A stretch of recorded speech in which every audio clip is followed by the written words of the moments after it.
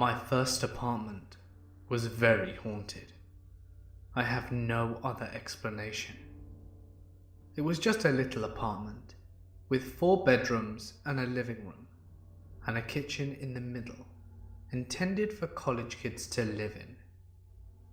It was a bit off campus and right next to a gigantic cemetery, which probably accounts for all the activity. There were 2 main ghosts, if you want to call them that, that is. We ended up just referring to them as the masculine and the feminine one. The main event that ticked off the activity was one night we were all hanging in our rooms, and most with our doors closed.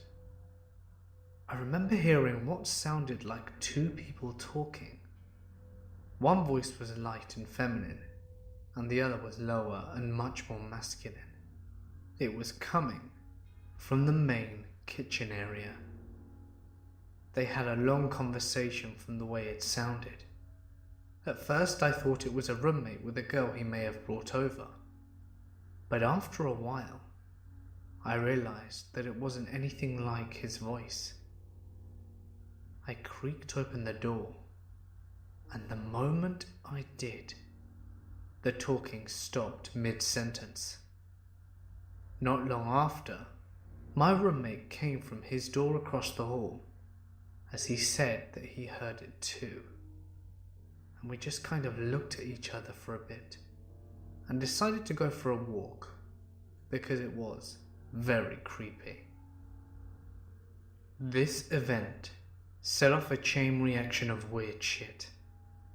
Another night, it sounded like something punched the wall as hard as it could in the kitchen after some jumbled speaking.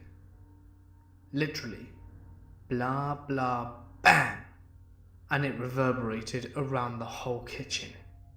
It scared the shit out of us, especially because we were about to go to sleep. You would hear talking from another room on occasion, just weird mumbles and the like. Sometimes there would be more than one voice.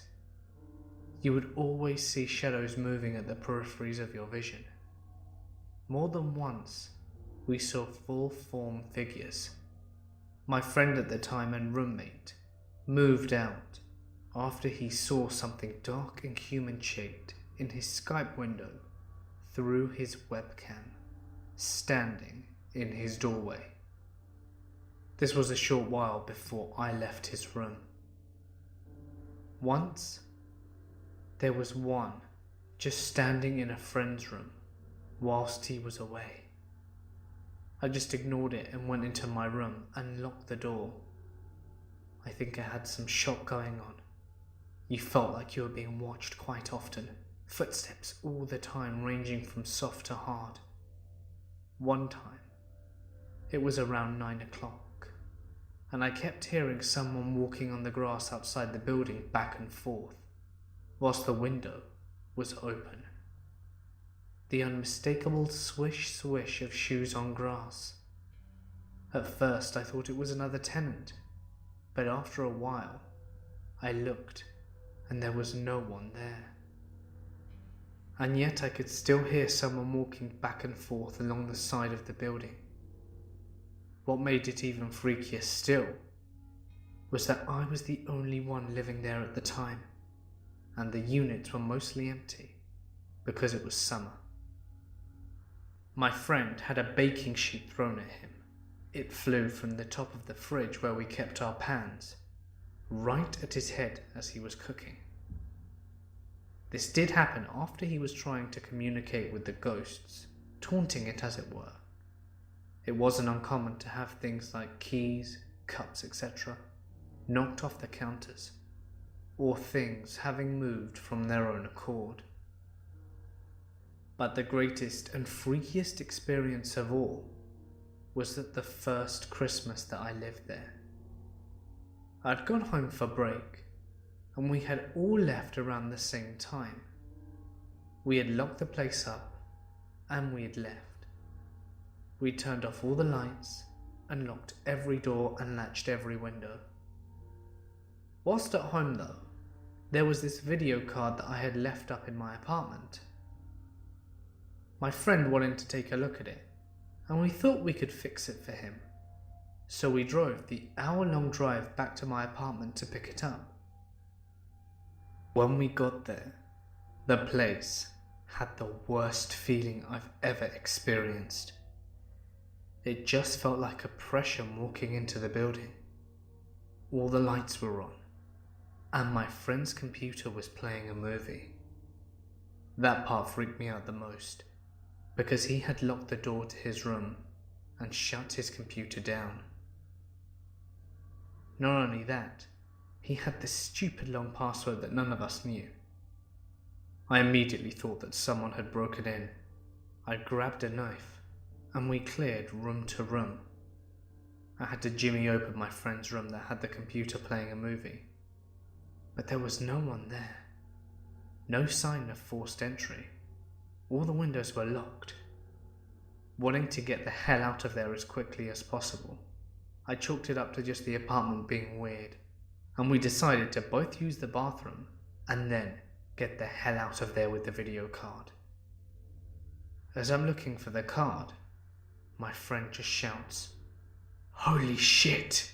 from the bathroom and comes out pure white, pants still unbuttoned. He said as he was peeing, something whispered in his ear from the shower. He couldn't make out what it was saying, but it was a feminine voice.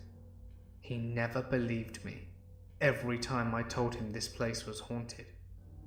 He didn't doubt me after that, and it took him a long time before he ever came back to visit the apartment.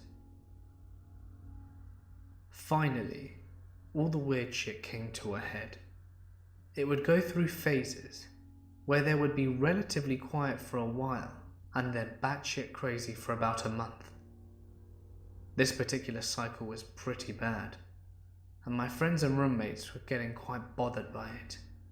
He went to the landlady to complain, and maybe to get us out of contract. And she said, and I quote, "Oh, don't worry. We've had a lot of complaints about that in the past, but no one's ever gotten hurt." At the time, I was an atheist, but that situation really forced me to change my mind on ghosts and the afterlife. I really felt like at times something was trying to talk to us, and at times something was just trying to troll us. It really messed us all up, especially my friend. He underwent a severe personality change, and we don't even talk anymore.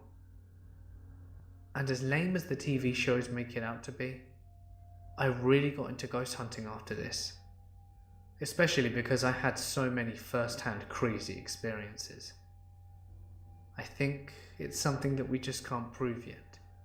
Death is something beyond what we can quantify to the best of our abilities.